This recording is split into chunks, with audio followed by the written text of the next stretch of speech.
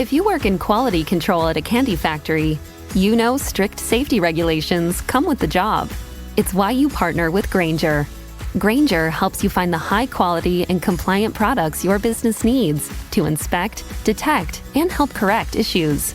And the sweetest part is, everyone gets a product that's as safe to eat as it is delicious. Call 1-800-GRAINGER, click Grainger.com, or just stop by. Grainger, for the ones who get it done. Hello and welcome to How Did This Not Get Made? This is the podcast all about the movies you never saw, the scripts that were never filmed, and the ideas that never even made it to the page. My name is David Spencer. And my name is Daniel Kaka.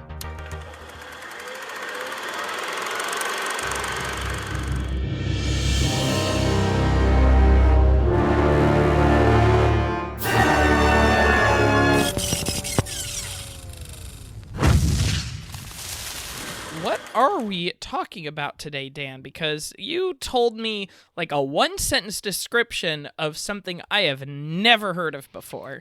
So we are going to go down what seems like a similar road that we've done before, but is different. Yeah. In a way, in which we are talking about another Disney animated feature in which the filmmaker no longer works at Disney anymore. And if you remember when we talked about Chris Sanders, it's a very similar parallel road. Yeah. And it kind of happened around the same time as well. And we'll explore even further. Yeah. This is definitely a transitionary period for Disney and animation in general, as like CG was on the rise. I guess one of the things is you never really think about the directors that get lost along the way. I'm not sure how much of their careers not being at Disney anymore have to do with the move to CG or the move to new styles of animation, but that is interesting to think about. So have you ever heard of Barry Cook? Do you know who he is? I do not. Okay. So Barry Cook, much like Chris Sanders before, is one of those animators who has influenced more stuff than you thought of before. But you've definitely have seen his work before. And we'll go through the big one in this. But let's start off with him. So Barry Cook, he was born on August 12th, 1958 in Nashville, Tennessee. From an early age, he's always wanted to be a filmmaker and even managed to make his very first short film when he was just 10 years old. Very cool. In comparison, Steven Spielberg made his first film when he was 12. Cook got his start in animation by working as an intern at Hanna-Barbera Animation Studios in December of 1978. Okay. He was an assistant animator for The New Fred and Barney Show and The Smurfs. But just around the corner, the mouse was calling for him for a visually groundbreaking movie, Tron.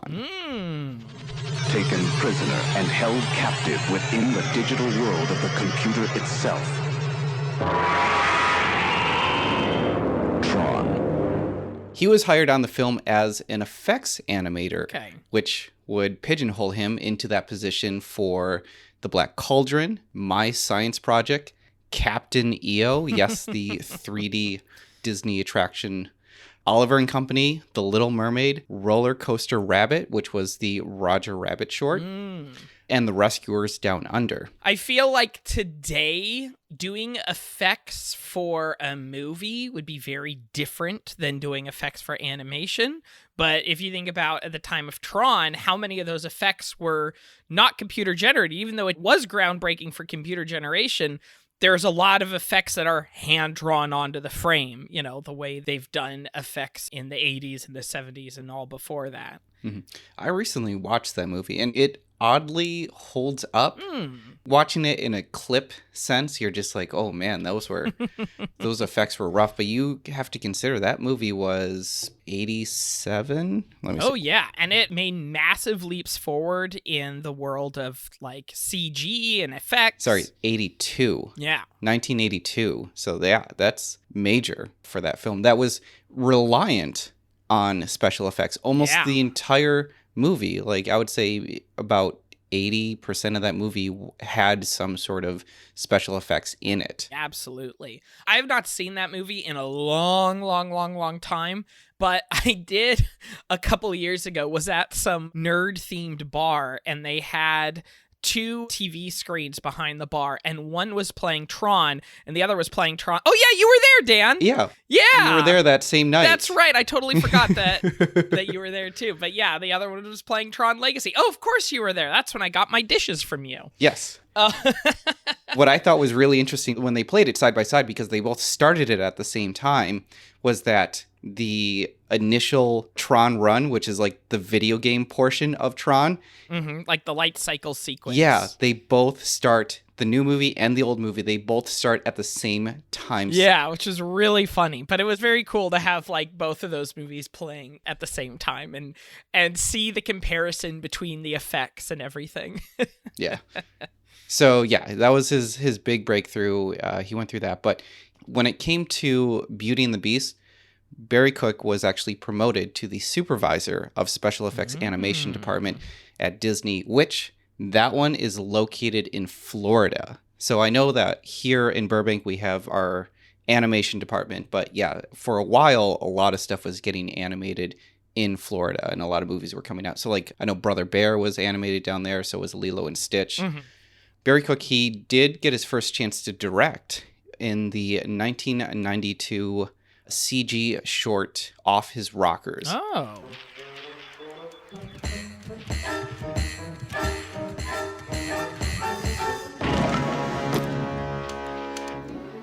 It was a short about a sentient wooden horse who attempts to get his owner, who is a boy playing video games, trying to get him to play with the horse. This was totally 3D animated? Kind of. So the short was composed of both traditional animation, but when it came to the horse was CG. Interesting.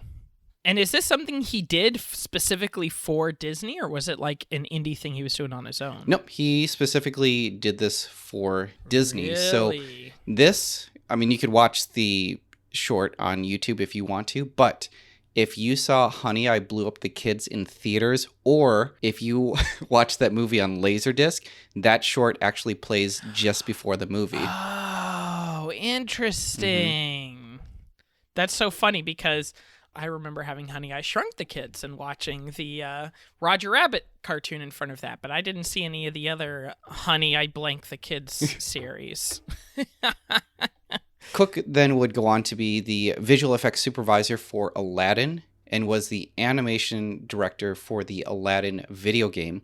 He also got a second chance to direct on another short, Trail Mix-Up. Looks like it's just you and me, kid. A couple of rugged pioneers. Let me show you how to make a fire. I got a merit badge for this one.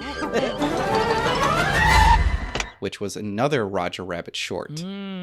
That goes full circle for him just because he previously animated for a Roger Rabbit short. Now he gets to direct it. Yeah. So we have Peter Snyder. He was then the president of feature animation.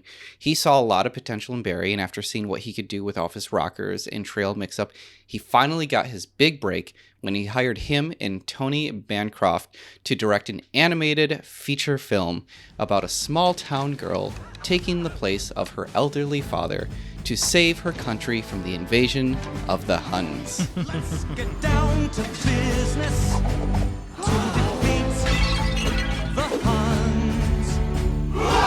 This guy is like hugely influential. Oh, yeah. It's a shame that not many more people know about him. And if I'm not mistaken, Mulan was kind of made by Disney's sort of side production studio that was happening in Florida. Mulan was one of the first ones they produced, if I'm not mistaken, right? I believe so, because that was around 97 when Mulan came out. A lot of the movies that came out of that studio were kind of seen as like, the side lesser Disney animated features, but oftentimes would outpace, the ones that they did think were going to explode. Mulan definitely was one of those that they did not expect to do nearly as well as it did. Were there any animated features that came out of Florida that were actually a failure? Because it seems like Disney kept looking at that studio as like, well, they're just going to do whatever they want and maybe it'll do fine, because Lilo and Stitch came out of there. Mulan, Lilo and Stitch, Emperor's New Groove, Atlantis, Tarzan, and Brother Bear. Okay. I'm looking at The Little Mermaid. Even though The Little Mermaid wasn't animated in Florida, it was animated in Burbank, the ink and paint was done in Florida. So they were there to just kind of finish things up. Yeah, they did a bunch of 10 minutes worth of animation were done at the Florida branch for a lot of their movies. It's kind of weird because I'm looking at all these titles here and I'm not really seeing why this seems like such a failure. Yeah, I don't think it was necessarily that it was a failure. If I'm not mistaken, it's just that the studio didn't expect as much out of this department. And it was kind of like, oh, we're going to focus on Hunchback of Notre Dame or these really big films that we are expecting to be massive. We're going to work on those on our own. And this other studio can do things like Emperor's New Groove. Huh. So after Mulan was finished and a 5-month sabbatical, Cook started developing an idea for his next animated feature. First, it was an adaptation of Oscar Wilde's The Canterville Ghost and came up with a story titled The Ghost and His Gift. The story was about 3 kids and a ghost helping an Appalachian couple get together. In the year 2000, he pitched the film to Michael Eisner, who was the Disney CEO at that time, and Thomas Schumacher, who was the then head of Walt Disney Feature Animation. They didn't immediately reject the idea, they just thought that it needed some work. Eisner thought the story was too simple, and for Schumacher, he didn't think there was enough elements to it to justify it being an animated feature and thought it'd work well as a live action film, stating that it was, quote, too human. Weird. Why would they say that something was too human to be an animated film? I mean, was this being pitched still as a 2D animated movie, I assume? It was still being pitched as an animated film. But 2D animated? I feel like at the time there was a lot of talk about CG animation can't do people. Yeah. I mean, it wasn't really until The Incredibles came out that it was like, okay, CG animation has figured out how to do people, and we can make those be main characters as opposed to bugs or fish. It didn't specify if it was 2D animation or 3D CG. I think it was just more of this is just the story that we can develop and then figure out the best way forward from there, whether it be CG or 2D animation.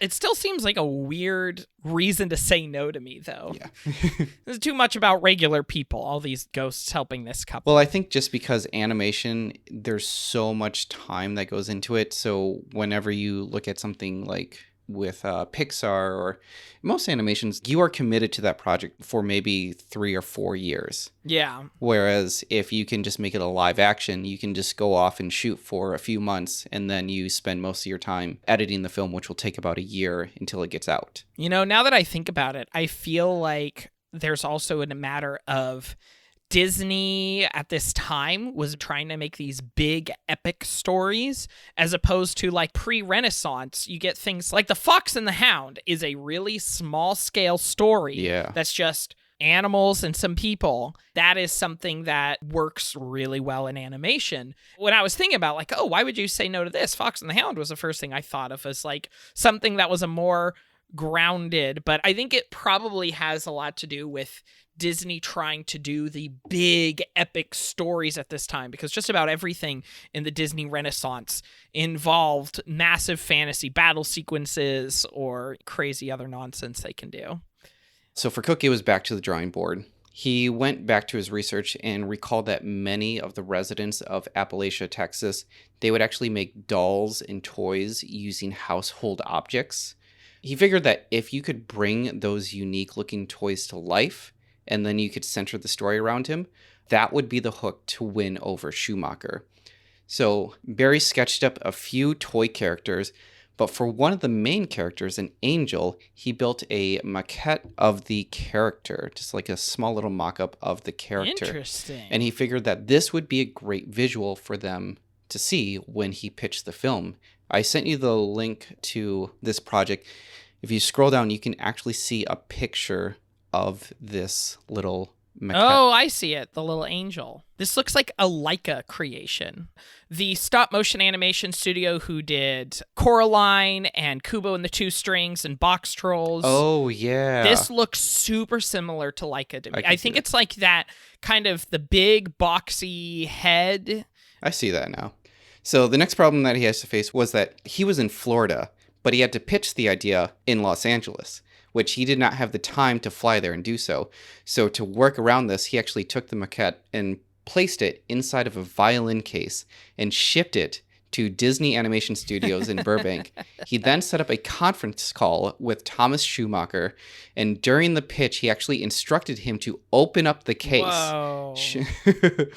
Schumacher was intrigued, and sure enough, he greenlit Cook's feature, which was now renamed to My Peoples. And with that, he got a $45 million budget for his film. That is the way to pitch a movie. Yes, it is. The Ghost and His Gift to My Peoples. Yep. To My Peoples. The group of dolls and toys essentially were going to just call themselves My Peoples. Interesting. Yeah. I gotta say, I'm not a fan of that title. I feel like that title does not mean anything to me, and it doesn't come off well. It's kind of clunky and weird. From Barry's pitch or his idea behind the title, he thought of it as like a inviting title to be like, oh, these are my peoples. I guess it's a folk saying. I don't fully understand the etymology from it, but from what I've read, it's like a folk slang. I'm surrounded by my peoples. Yeah. As far as like the storyline goes, like this is the one that's kind of gotten out there. There has been no official script that's been out, but as far as like the animation that you see and a lot of the character sketches, this is based on this story. So the movie takes place in Appalachia, Texas, around the 1940s. Appalachia, Texas? Yep. I did not realize the Appalachian Mountains went to Texas. Yeah. The Harpers and the McGees are two feuding families, but their children, Elgin Harper, who is going to be voiced by Travis Tritt, and Rose McGee, who is going to be voiced by Ashley Judd. Romeo and Juliet situation. Yes. Elgin, he dabbled in folk art and put together dolls which were made out of household objects, like we mentioned before. Those dolls are as follows. There's Angel, a heaven-themed doll made from a flower scoop that Elgin created as a proposal gift for Rose. That character was going to be voiced by Dolly Parton. There's Abe, an Abraham Lincoln doll made from a scrub brush who had 2 spoons for ears. That was going to be voiced by Hal Holbrook. Cherokee, a First Nations boy doll fashioned out of an old garden glove. There was no one cast for him yet. Miss Spinster, an old lady doll made from the wooden leg of Elgin's dear departed aunt, and that was going to be voiced by Lily Tomlin. Good Old Boy, a hillbilly type doll made from car parts, that was going to be voiced by Mike Snyder. There's Blues Man, a doll with the mannerisms of a blues musician, constructed from the handle of a broken mandolin. And that was going to be voiced by Lou Rawls, which I thought was an interesting choice. Lou Rawls, who's that? Lou Rawls he was a famous blues singer. Most people know him as a blues singer. Yeah. Give me 1 minute to stay here, and I'll turn right back. Yes, I will. There's Crazy Ray, a convict-themed doll made from a tree stump that lived under Elgin's porch. And that was going to be voiced by James Carville. There's Angel's dog, Angel's canine companion made from a spoon and clothespin. That was going to be voiced by Billy Connolly. And then there was Preacher Man. Now, he was an over-the-top Southern preacher. The character was cut because Disney execs thought that it would have been offensive if they kept him in. Those were the dolls that were made by Elgin. Now, Old Man McGee, who is going to be voiced by Charles Durning, he was not fond of Elgin and Rose's relationship, so he concocted a potion called Blue Moon Brew, not to be confused with Blue Moon Beer. It is a recipe from his mother that helps erase memories. The plan is to use it on Elgin so that he would forget about Old Man McGee's daughter, Rose. Unfortunately, things do not go as planned, and the potion brings the dolls to life. Oh, that is so unrealistic. Shh, Edna Lee, hush. Hey, isn't that the guy from Die Hard? I like that instead of trying to get these two together, the initial solution, the inciting incident is, oh, let's actually just forget about the girl. Yeah. It is now up to the dolls to bring this couple together. So you can see like the little seeds from the first script here leaking into this one, trying to bring this couple together. But conflicts arise when Angel wants to leave all this behind her, causing half the dolls to go and try to get her back, while the other half try to keep away Herbert Hollingshead, who is going to be voiced by Diedrich Bader. Who is, of course, currently Batman. The city needs the Bat. The Bat inspires fear in criminals and hope in the people of Gotham. He was supposed to be the man that Rose's father was supposed to set up with his daughter. So he wanted that relationship instead, and not the one with the son of the feuding family. Another casting, which I didn't mention in this short synopsis, was Jean Smart was supposed to be McGee's neighbor, Arvilla Tugthistle. We mentioned this before where you were asking about whether or not he was pitching a 3D animated feature or a 2D animated feature. So this film was actually going to be a mixture of 2D hand-drawn animation and CG 3D animation, with the humans and the backgrounds being animated in 2D while the dolls were actually in CG. Interesting. Now, what I want you to do is I want you to watch just a really quick clip. If you scroll all the way down to the bottom there, you'll notice that there are some video clips there. I want you to click on the one with the green truck, and you'll kind of get a sample of like what this would actually look like. What? You were fixing to steal this truck, weren't you? Well, you've been sipping the hooch again. Interesting. It's an odd choice. It didn't work for me when I first saw it, but maybe it just because it was like, oh, I'm not used to this. And so if I like kept watching it, maybe it would start to work for me. It's a really strange choice. Yeah, I think once we're just kind of immersed in this world, I understand the idea of making the dolls 3D because then you feel like they are separate from the real world, which is odd because the real world is a 2D drawn animation.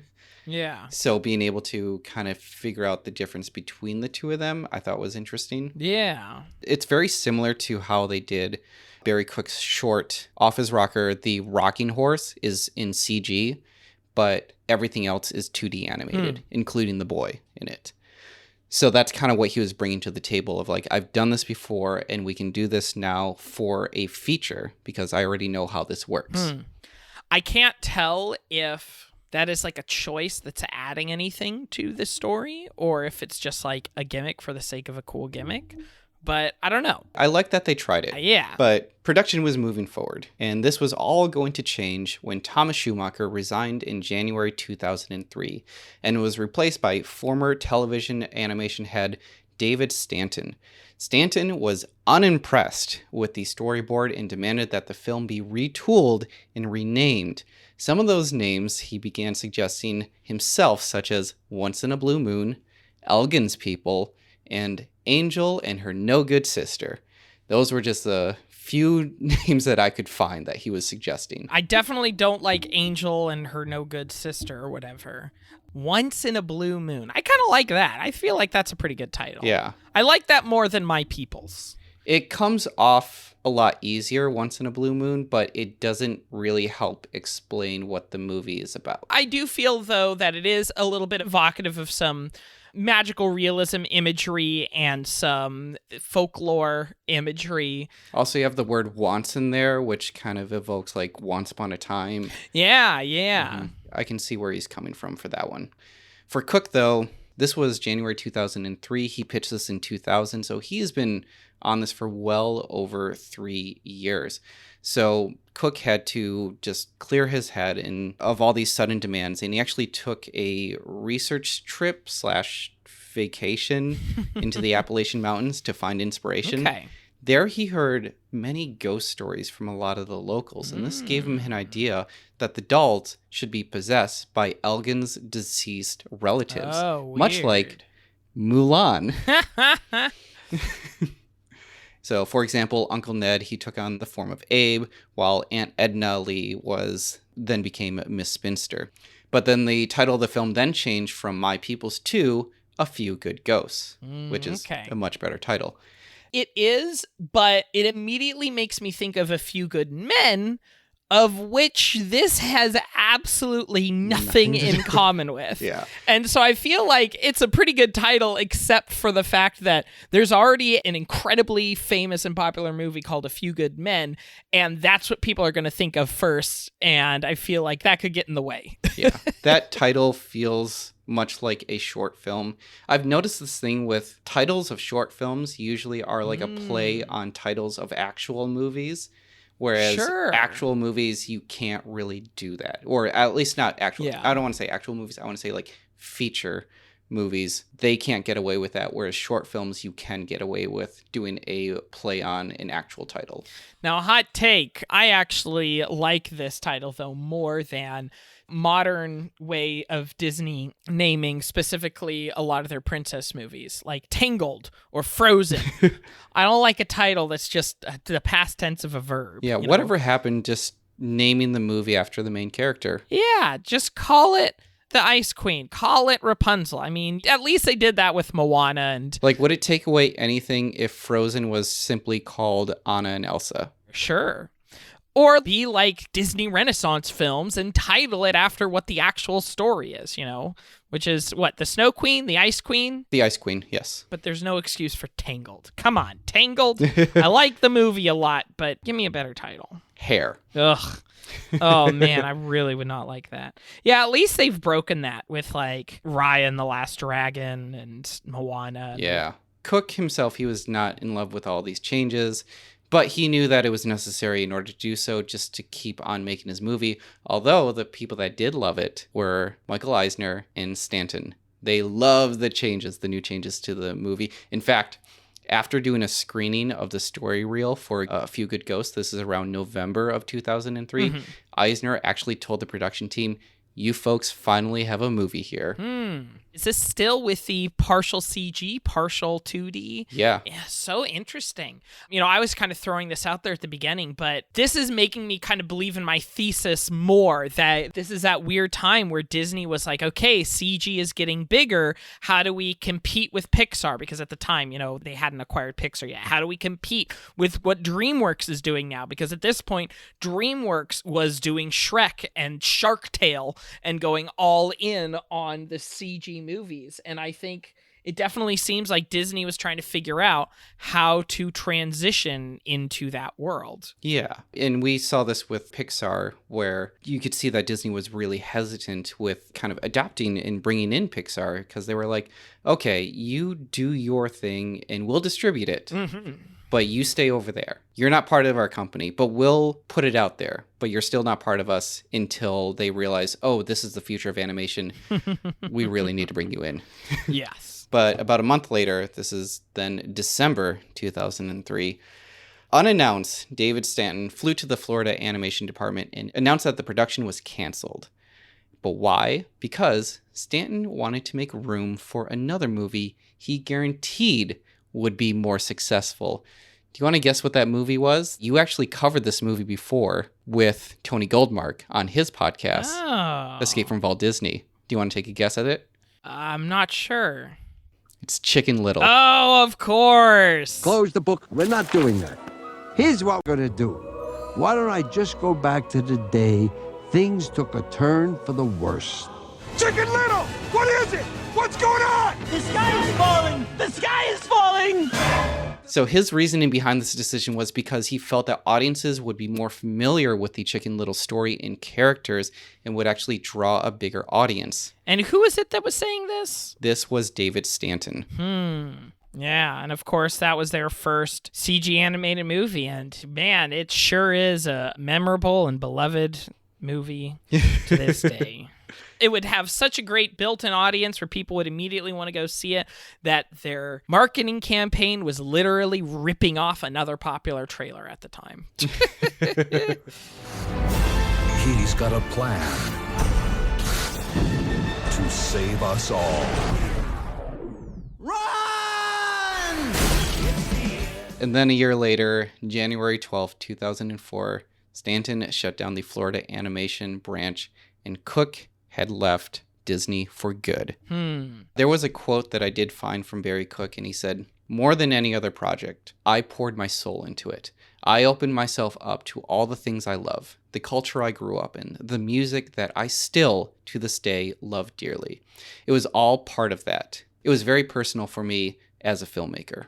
Yeah, it definitely sounds like this would have been a really personal project and could have been really unique and really interesting. Looking at more of those stills on this page here, there is a lot of it that does feel very Leica to me still. I'm looking at this like little person who looks like they're wearing a soldier helmet with long hair, and that looks like straight out of a Leica animation project. Oh, that's Cherokee, yes. Yeah, I think the other thing that I think is really cool about this is that it is such a specific style. That's something that Disney has, the Disney style.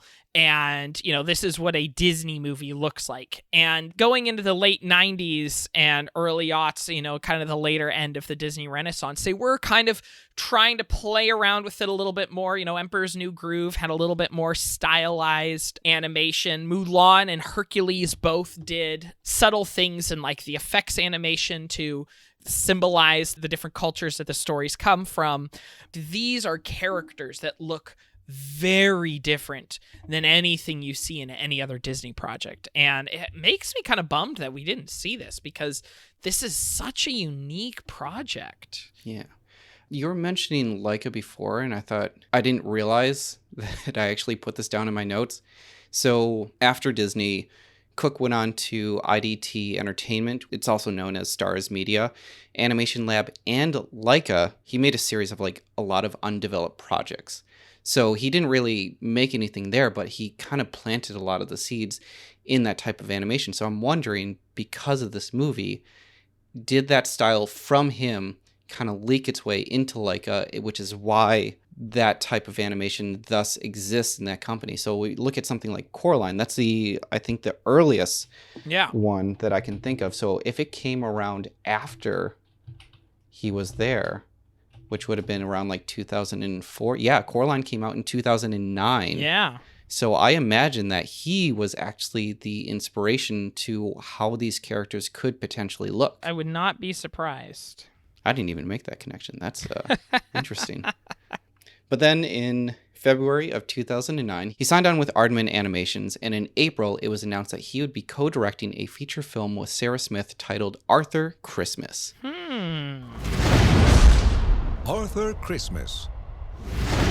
Definitely no movie coming. No movie. And then in March 2010, Cook signed on with Animal Logic to co-direct with Neil Nightingale on Walking with Dinosaurs. Oh, interesting. The animation for this was different yet familiar to what he was used to, because in this, the dinosaurs would be CG animated but put into live action scenes. Yeah. So first of all, I love that he went to go work at Aardman, which is a stop-motion animation studio. That's, of course, the studio who did Wallace and Gromit and Chicken Run. That's really cool that he went to Leica and then to Aardman doing a Walking with Dinosaurs. That's really interesting, because that's one of those things that when it came out, I feel like people don't really know what that is. It wasn't like a big deal or anything, but it is something that there are a lot of animation fans who really like some of the new things that was trying to do. And it was Walking with Dinosaurs. I know I'm probably going to get this wrong because I'm just saying this off of memory, but that's like this kind of weird multimedia IP, this multimedia property that does like live stage shows and like all sorts of weird stuff. But yeah, that's Barry Cook. It seems like this is a movie that, even though it never got made, you can still see the ripples of things in animation that was inspired by this. I think it's just cool how when somebody is doing something interesting enough in entertainment, even if audiences don't necessarily see it, other creators can see it, or even not necessarily see it, but that work can leak into other things. It's something that I really like about Star Wars, and how throughout all of Star Wars, they've never thrown away a piece of concept art. They've never thrown away an idea. Going back to the original production in the 70s, we still have copies of George Lucas's Journal of the Wills and all of the original Ralph McQuarrie concept art. All of that was saved and then keeps getting reused in future projects. You'll still today see, in animated shows, a shot that is straight out of Ralph McQuarrie concept art, or the idea of the wills keep coming back. And that's a different story, of course, because that's talking about an enclosed property. But I just like the idea in creativity in general. And one of the cool things about movie making is that it is a collaborative medium. I love the idea of no good idea is ever truly thrown away. The interesting parts of it will see the light of day in a different form and in a different place. Yeah. Like you look at something like Avatar, the James Cameron film. Even though the film, yes, is one of the most successful films that are out there, the story itself is kind of forgettable. Mm-hmm. I made this bet with my roommate where I said, if you could tell me the name of the main character of Avatar right now, I will give you $100. And for the life of him, he could not. One of the most successful movies of all time. Yep. He could not remember the main character. But what we do remember is the technology that went behind it, the mocap, the real 3D, and that there is influencing how movies are made and being put together. For sure. And any 3D movies that are out there like that now, Avatar is the staple. That is what you do to make a 3D film. 100%. Yeah, I am bummed that this was never made. I would have loved to see this movie. It does sound like it's got a lot of really interesting ideas to it. This movie over Chicken Little. Oh, 100%. Any movie over Chicken Little. I wiped that movie from my brain. I did not have a good time. The fact that they didn't have a good reason to cancel this movie other than Chicken Little might be more successful. Yeah, what a bummer. Yeah. You know, this could have been a more graceful transition into the world of CG. In fact, you know, I wouldn't be surprised. It sounds like based off of his experience, they probably could have done this movie as entirely CG. Yeah, they probably could have. I mean, this is still pretty early on. Consider that he started the project in the year 2000. And Pixar was still in that phase of like, well, that's really neat that they're doing things in all CG, but is that really where animation is going to go? And we were seeing 2D animation was starting to look amazing at this time. You look at the movie he did before, Mulan. If you watch Mulan, it looks gorgeous. Like they did actually use CG animation, like with the avalanche, when you show the palace, like that was CG animation and it was mixed in there and it blended really well. But you're still using the aesthetic of this needs to look like a 2D animated film. So you're kind of in this era of like, I don't know how good it's going to look on a computer or through CG, but I know I can make it look good in 2D animation if that fails. Yes, absolutely. That makes a lot of sense. If you remember with Pixar, the reason why they wanted to animate toys first is because toys were much more believable in an animated form, whereas you look at a human or even the dog, it's so hard to kind of recognize that as a relatable animation, as weird as that sounds. Like, yeah.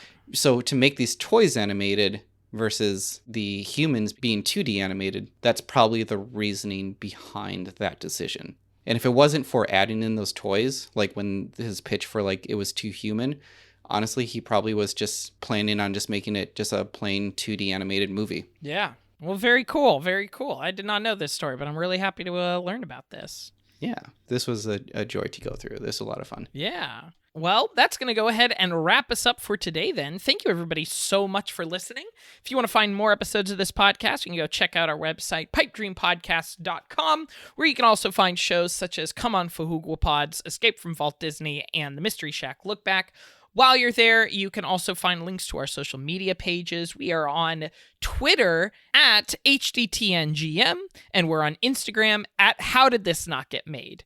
You can also send us your emails if you have any suggestions or corrections or notes, or just you want to say hi and tell us how cool we are.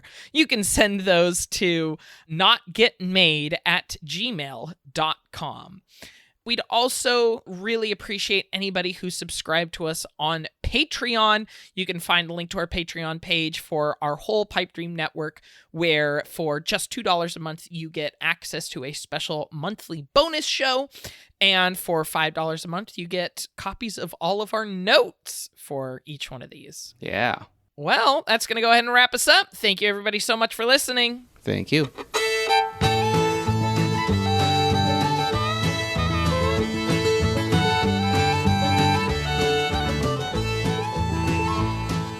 Long ago, about 1811, in a little green Valley, this side of heaven, on the banks of a river, peaceful and free, live the Harpers and McGees. I don't know what happened that fateful night, but it all ended up in a terrible fight.